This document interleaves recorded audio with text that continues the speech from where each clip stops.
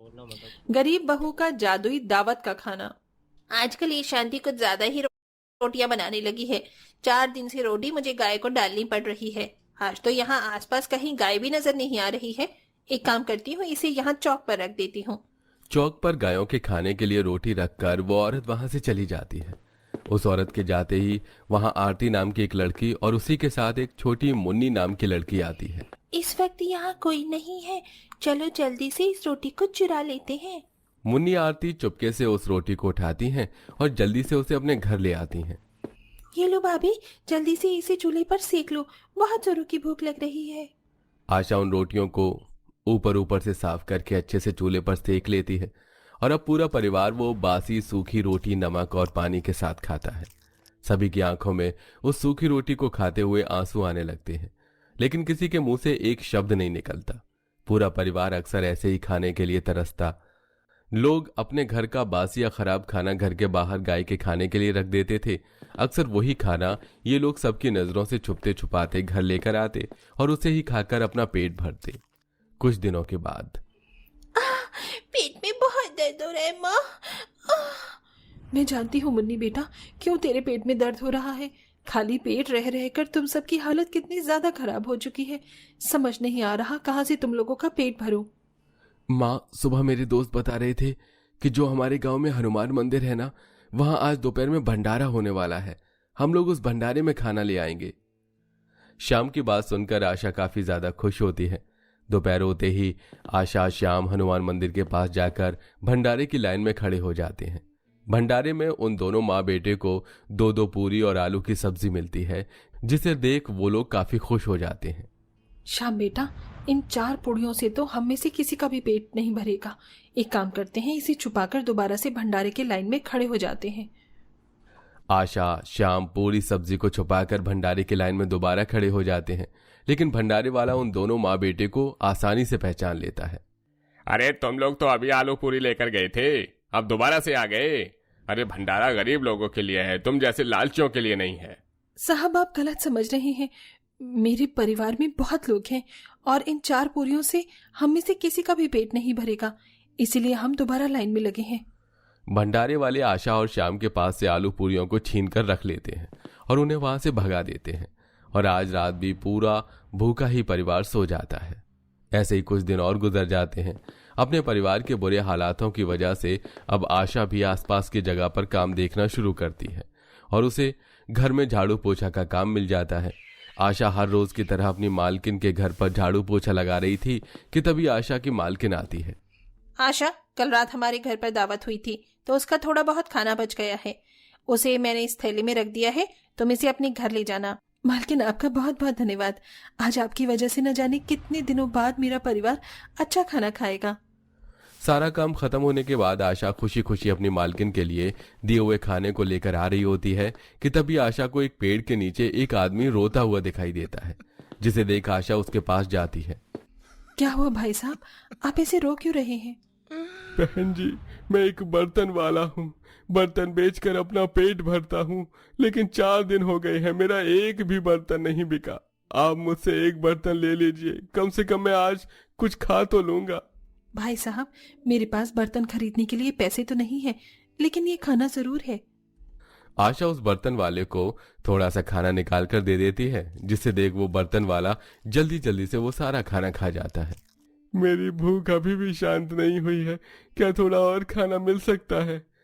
आशा के पास अब थोड़ा सा ही खाना बचा था, लेकिन उस बर्तन वाले को भूख से तड़पता देख आशा वो सारा खाना उसे दे देती है, जिसे खाकर वो बर्तन वाला वहां से चला जाता है। लेकिन उस बर्तन वाले के वहां से जाते ही जहां वो बैठा होता है, आशा को वहां पर एक सफेद रंग का सुंदर सा कटोरा मिलता है। लगता है ये कटोरा उस बर्तन वाले का ही है। आशा उस बर्तन वाले को कटोरा देने के लिए जैसे ही पीछे मुड़ती है तो देखती है कि वो बर्तन वाला वहां से गायब हो चुका है। अरे, ये बर्तन वाला अचानक कहाँ गायब हो गया? आशा अब उस कटोरे को अपने साथ ले आती है और अपने चूल्हे के पास रख देती है। ऐसे ही कुछ दिन गुजर जाते हैं। आज आशा अपने दोनों बच्चों के साथ भगवान की पूजा के लिए मंदिर में जाती है। हे भगवान, अब तो अपना कुछ करिश्मा दिखाओ। आखिर कब तक मेरे परिवार को यूं ही भूख से तड़पना होगा? माँ, ये भगवान जी की मूर्ति के सामने क्या रखा हुआ है? बेटा, इसे पेटी कहते हैं। लोगों का मानना है कि अगर हम अपनी कोई भी इच्छा कागज पर लिखकर इस पेटी में डाल देंगे तो भगवान उसे जल्द से पूरी कर देते हैं। आशा की बात सुन दोनों बच्चे घर आते हैं। अपनी कॉपी में से कागज फाड़कर उस पर अपनी मनपसंद खाने की चीजें लिखते हैं। श्याम, मैंने तो इस कागज पर चाउमीन, बर्गर, पिज्जा और पुलाव लिखा है। तुमने क्या लिखा है? मैंने तो अपनी मनपसंद के राजमा चावल लिखे हैं। अब जब हम मंदिर जाएंगे ना तो हम इन कागज को उस पेटी में डाल देंगे। इसके बाद तो भगवान जी हमें हमारा मनपसंद खाना देंगे।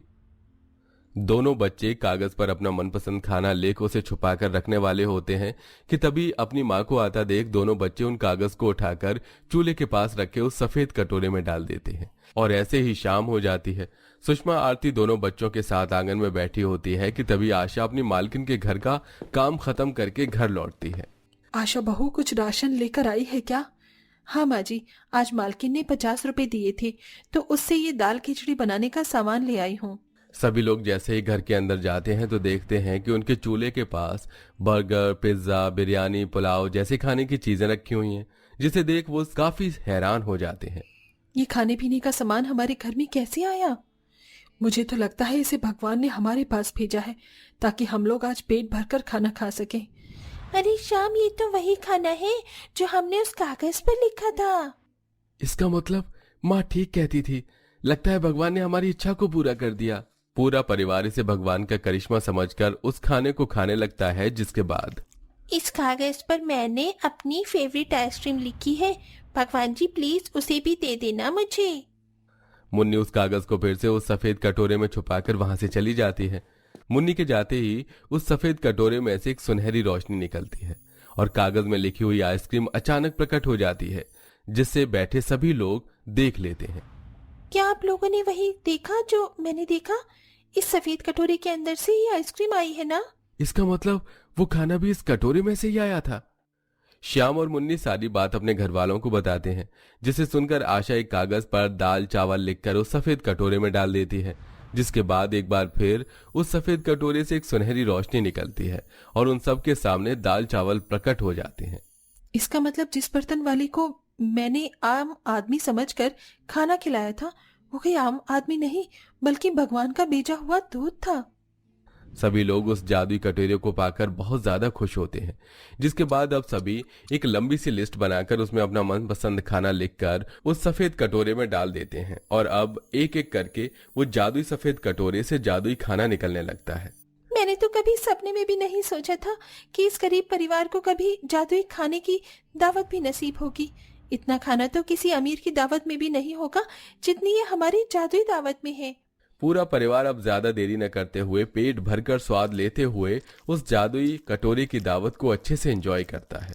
और अब जब भी किसी का कुछ खाने का मन करता तो सभी कटोरे में पर्ची डालकर अपनी मनपसंद खाने की चीज रखकर उस कटोरे में डाल देते, जिससे वो जब चाहे अपना मनपसंद खाना खा सकते थे। माँ जी, इस जादुई कटोरी की मदद से हमने जादुई खाने की इतनी स्वादिष्ट दावत खाई है, तो क्यों ना अब हम गांव के सभी गरीब लोगों को जादुई दावत खिलाएं। आशा के घर वालों को उसकी बात पसंद आती है। जिसके बाद अब अनुज अपने गांव के सभी गरीब लोगों को जादुई दावत खिलाने के लिए इकट्ठा कर लेता है। भाई साहब, आप लोगों के तो खुद ही खाने के लाले पड़ रहे हैं और आप लोग हमें दावत खिलाएंगे। कहीं कोई खजाना हाथ लगाया है क्या? बहन जी, ऐसा ही कुछ समझ लीजिए। आशा सभी गरीब गांव वालों के लिए तरह तरह के अच्छे पकवान एक पर्ची में लिखकर उस जादुई कटोरे में डाल देती है और देखते ही देखते उनके सामने वो सारा खाना प्रकट हो जाता है। जादुई खाने की दावत खाकर सभी गरीब लोग काफी ज्यादा खुश होते हैं। अरे ऐसा खाना तो हमने कभी सपने में भी खाने के बारे में नहीं सोचा होगा। जो अमीर लोग नहीं कर पाए वो आप लोगों ने हमारे लिए किया। भगवान आपका भला करे। अपने जैसे गरीबों का पेट भरकर पूरा परिवार काफी खुश होता है। जिसके बाद अब वो जादुई खाने को ही अपने रोजी रोटी का सहारा बना लेते हैं और सारा परिवार बिना किसी परेशानी और भुखमरी के हंसी खुशी अपनी जिंदगी जीता है।